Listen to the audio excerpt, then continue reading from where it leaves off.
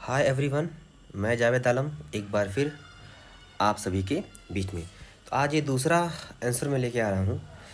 बस आंसर लेके आने का ये तरीका है कि जो नए बच्चे हैं जो अभी पहला मेंस या दूसरा मेंस देने जा रहे हैं, वे सीखें कि हाँ, ये आंसर राइटिंग किस तरीके से की जाए ताकि उन्हें कम प्रयास में सफलता जल्दी अर्जित हो सके। तो यह है कि हड़प्पा धर्म के स्वरूप को धर्म ठीक है, हड़प्पा धर्म के स्वरूप को स्पष्ट करते हुए दर्शाइए कि क्या वैदिक कालीन धर्म के साथ इसकी निरंतरता दिखती है। देखिए, अब हमें हड़प्पाई धर्म को देखना है और वैदिक कालीन धर्म को देखना है। दोनों को देखते हुए क्या करना है, हमें दोनों में क्या करना है, निरंतरता ये दिखाना है कि हड़प्पा के धर्म में क्या क्या था, क्या क्या खूबियाँ थीं जो वैदिक कालीन धर्म में भी चलती रहीं। तो प्रस्तावना, जैसा कि मैंने पहले भी बताया है कि प्रस्तावना बेहद धांसू होनी चाहिए और उस प्रश्न को प्रतिबिंबित करते हुए नजर आनी चाहिए। तो शुरू करते हैं। तो हड़प्पा सभ्यता साधारण लोगों की एक असाधारण सभ्यता थी जिसके धार्मिक तत्व भी कम असाधारण नहीं थे। ठीक है, अब इसकी विशेषता थोड़ा बताएंगे आगे भी। इसका स्वरूप बहुआयामी विशिष्टताओं से भरा पड़ा था तथा जिसकी निरंतरता वैदिक धर्म के साथ साथ वर्तमान काल तक स्पष्ट तौर पे देखी जा सकती है। मतलब प्रश्न में सिर्फ वैदिक कालीन तक पूछा था, लेकिन हमने क्या कर दिया, थोड़ा सा वर्तमान काल तक हमने डिनोट कर दिया कि हाँ, हड़प्पा सभ्यताएं में जो धार्मिक साम्यताएं थीं वो आज भी कहीं ना कहीं किसी रूप में देखी जा सकती है। लेकिन हम फोकस्ड वैदिक कालीन धर्म पे ही रहेंगे। तो पहले देखते हैं। हालांकि हड़प्पाई लिपि न पढ़े जा सकने के कारण इसके तत्व चिंतन की जानकारी नहीं हो पाती। जैसे धर्म के दो रूप होते हैं, एक हमारा होता है तत्व चिंतन और एक होता है अनुष्ठान। ठीक है, इन्हीं से हमको धर्म के बारे में पूरी जानकारी मिलती है। जो तत्व चिंतन किताबों में होता है, ठीक है। अब किताब तो वहाँ मिले नहीं, लेकिन मान लीजिए दीवारों पर लिखे हुए मुद्रा जो मोहरें थी उस पर लिखी हुई कुछ कुछ अक्षर हैं हड़प्पा सभ्यता में, लेकिन वो पढ़ी ही नहीं जा सकी।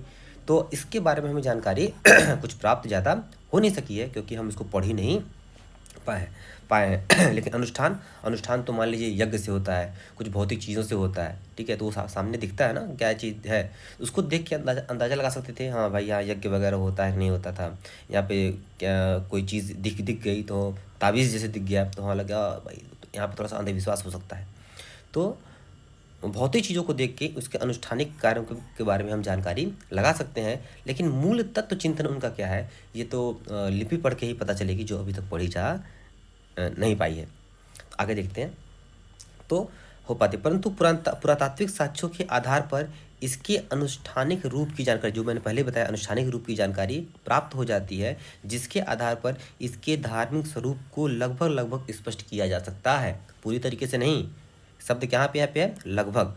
तो पूरे तरीके से क्यों नहीं स्पष्ट किया जा सकता, क्योंकि इसके तत्व चिंतन की जानकारी हमें नहीं है। जैसे अब क्या क्या स्पष्ट हो सकता है भाई, कि हड़प्पाई धर्म का स्वरूप बहुदेववादी था जहाँ एक साथ कई देवी देवताओं की उपासना प्रचलित थी। जैसे मान लीजिए पशुपतिनाथ की मूर्ति हमें मिल गई है, एक हो गया। जल पूजा हमें मिल गया, ठीक है। माता देवी की मूर्तियाँ मिल गई हैं। लिंग पूजा है, योनि पूजा है। तो अलग अलग कई, ऐसा लगता है कि कई सारे यहाँ पे देवी देवता यहाँ पे रहे होंगे। आगे देखिए, हड़प्पाई धर्म प्रकृतिवादी भी था जहाँ प्रकृति के साथ इसका बेहतर जुड़ाव देखा जा सकता है। विभिन्न प्रकार के पेड़ों व पशुओं की पूजा इसके जैव विविधताई प्रेम को दर्शाता है। देखिए कितना बेहतरीन, आजकल जैव विविधता शब्द बहुत ही हॉट मतलब हॉट बना हुआ है, तो इसको भी डालने में हमें परहेज नहीं करना चाहिए।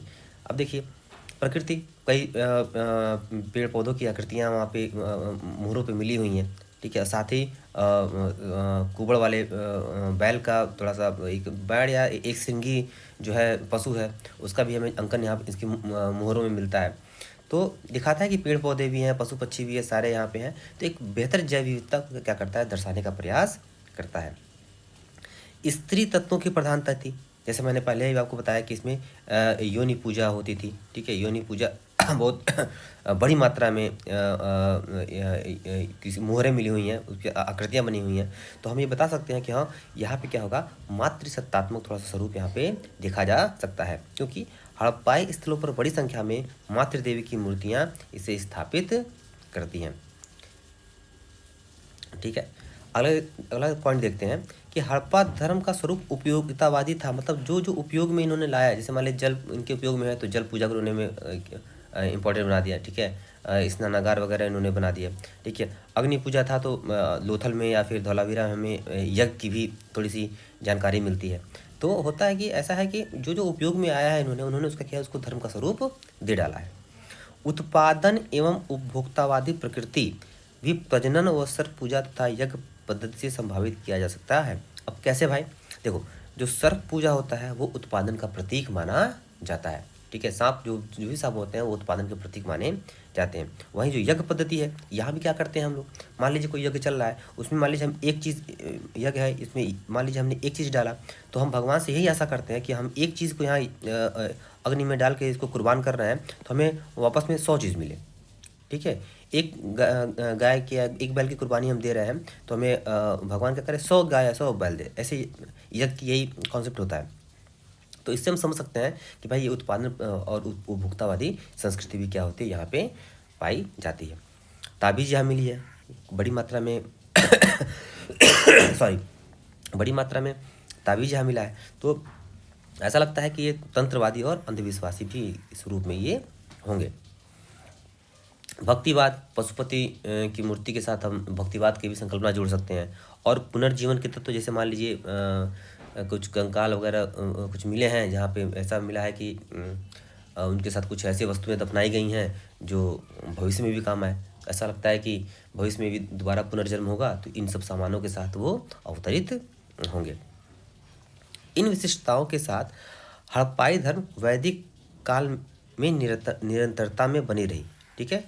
हालांकि मातृशक्ति से भिन्न पुरुष पुरुष देवताओं के प्रधान। अब देखिए हम क्या कर रहे हैं, प्रश्न में क्या है, प्रश्न में आपका है कि वैदिक कालीन निरंतरता, लेकिन हम क्या करेंगे, एक दो लाइन में थोड़ा सी इसकी असमानता भी दिखा देंगे ताकि एग्जामिनर को ये लगे कि हाँ भाई बच्चा पूरा का पूरा कॉन्सेप्ट जान रहा है। तो थोड़ी सी असमानता हम दिखा रहे हैं। क्या दिखा रहे हैं? हड़प्पा सभ्यता में मातृशक्ति थी, लेकिन वैदिक काल में पुरुष देवताओं की प्रधानता हो जाती है। मूर्तियों का अभाव, वैदिक काल में मूर्ति का अभाव बिल्कुल मिलता है। वैदिक काल में लिंग पूजा से घृणा दिखाई देती है। वैदिक काल में भक्तिभाव की अनुपस्थिति भी थोड़ी देखी जा सकती है। तो इस तरह की विभिन्नताएं मौजूद थीं, लेकिन इसके बावजूद भी कई तत्व निरंतरता में बने रहे। अब देखिए हमने थोड़ी सी यहाँ भिन्नता दिखा दी 2 लाइन में, सवाल में नहीं है लेकिन हमें 2 लाइन हमने खर्च किया, और ऐसी इतनी समझदारी के साथ खर्च किया कि उसको ये न लगे कि हम प्रश्न को कहीं और भी ले जा रहे हैं। तो 2 लाइन खर्च करके हमने क्या किया, तुरंत आ गए निरंतरता पे, जो प्रश्न की मूल मांग है। हड़प्पा धर्म की तरह वैदिक धर्म भी बहुदेववादी था। वैदिक काल में भी कई सारे देवी देवताओं की मिलती है। जैसे वहाँ पे वरुण है, वहाँ पे इंद्र है, वहाँ पे अग्नि है, ठीक है, उषा है, वहाँ पे कुछ माता देवी भी हैं। वैदिक कालीन धर्म भी प्रकृतिवादी था। वहाँ भी प्रकृति की पूजा वहाँ देखी जा सकती है, क्योंकि जिन सुलझियों को वो सुलझा ना सके उसका उन्होंने क्या कर दिया था, दैवीकरण कर दिया था। अग्नि वेदिकाओं से जहाँ हड़प्पा काल में इसके महत्व को समझा जा सकता है, वहीं वैदिक काल में भी अग्नि देवता इंद्र के बाद सबसे महत्वपूर्ण देवता थे, ठीक है। अग्नि देवता जो जोड़ने का काम करते थे, जमीन और आसमान को जोड़ने का काम करते थे अग्नि देवता, ठीक है, वे भी वहाँ पे इंपॉर्टेंट दिखाई देते हैं। और अग्नि देवता आपको हड़प्पा सभ्यता में बताया ही मैंने कि वहाँ भी दिखाई देते हैं। पशुपति की निरंतरता रुद्र देवता के रूप में देखी जा सकती है। रुद्र देवता और पशुपति दोनों में निरंतरता देखी जा सकती है। जल पूजा की महत्ता भी दोनों काल में देखी जा सकती है। दोनों कालों में जल पूजा की महत्ता बनी रही। हड़प्पा काल में मिली ताबीज, मैंने बताया वो अंधविश्वास वाला मामला। और अथर्ववेद में भी क्या है, जादू टोना वाला बात है। इससे पता चलता है कि भाई हाँ, हड़प्पा सभ्यता में भी अंधविश्वास था और आपका वैदिक काल में भी आपका अंधविश्वास था। उत्पादन की चाहत तथा यज्ञ पद्धति दोनों कालों में देखी जा सकती है। वहाँ भी यज्ञ के साक्ष्य लोथल और धौलावीरा के आसपास मिले हैं, और वहीं क्या कहते हैं, यहाँ भी यज्ञ की पद्धति वहाँ विद्यमान थी। मोक्ष की कामना न होकर इहलौकिक दोनों हड़प्पा के साथ साथ ऋग वैदिक धर्म में देखी जा सकती है। देखिए, मोक्ष की कोई मतलब नहीं था। हमें मोक्ष नहीं प्राप्त करना है, हमें मतलब इसी दुनिया में रह के इसी दुनिया के लाभों को प्राप्त करना है। ये दोनों कालों की सोच थी। लेकिन वैदिक काल में 2 है, एक आपका है ऋग वैदिक है, एक आपका उत्तर वैदिक है। तो पूरे वैदिक काल में नहीं, केवल ऋग वैदिक काल तक, ठीक है। इसको दिखाएंगे और हड़प्पा को दिखा देंगे, ठीक है। यानी कि हड़प्पा काल में इहलौकिक मान्यता थी, और पूरे वैदिक काल में नहीं, केवल ऋग्वैदिक काल में क्या हो जाएगा कि हमें मोक्ष की संकल्पना वहाँ पे दिखाई नहीं देती है। हालांकि उत्तर वैदिक काल में जाके धारणाएं और मान्यताएं क्या होती हैं, बदल जाती हैं। प्रतीक पूजा और तथा स्वास्तिक सूर्य यानी सूर्य पूजा दोनों कालों में बनी रही। अब आते हैं निष्कर्ष पे। इस प्रकार कुछ विभिन्नताओं के बावजूद हड़प्पा धर्म वैदिक काल तक निरंतरता में बना रहा। केवल वैदिक काल ही नहीं, बल्कि वृक्ष पूजा, नाग पूजा, अग्नि पूजा, बहुदेववाद आदि के साथ यह वर्तमान हिंदू धर्म का अभिन्न हिस्सा बन चुका है। अब हमने निष्कर्ष में दिखा दिया कि देखो भैया, यह केवल जो हड़प्पा सभ्यता की जो मूल मान्यता धर्म की जो थी, वो केवल वैदिक काल तक नहीं सिमट रही, वो वर्तमान काल तक आ गई है। वृक्ष पूजा आज भी होता है, नाग पूजा, नागपंचमी आज भी होती है, अग्नि पूजा आज भी होती है, बहुदेववाद आज भी है। ठीक है, तो ये सब जो चीज़ें हड़प्पा काल में थी, वो आज भी हिंदू धर्म में कहीं ना कहीं देखी जा सकती हैं। तो इस तरह क्या करेंगे, हम बहुत ही सटीक तरीके से क्या करेंगे, इसका निष्कर्ष दे देंगे। ठीक है, इसी तरह हम लिखने का प्रयास करेंगे। आप भी सीखते जाइए। फिर मिलते हैं हम अगले सवाल के साथ। ठीक है, तब तक बाय बाय, टाटा।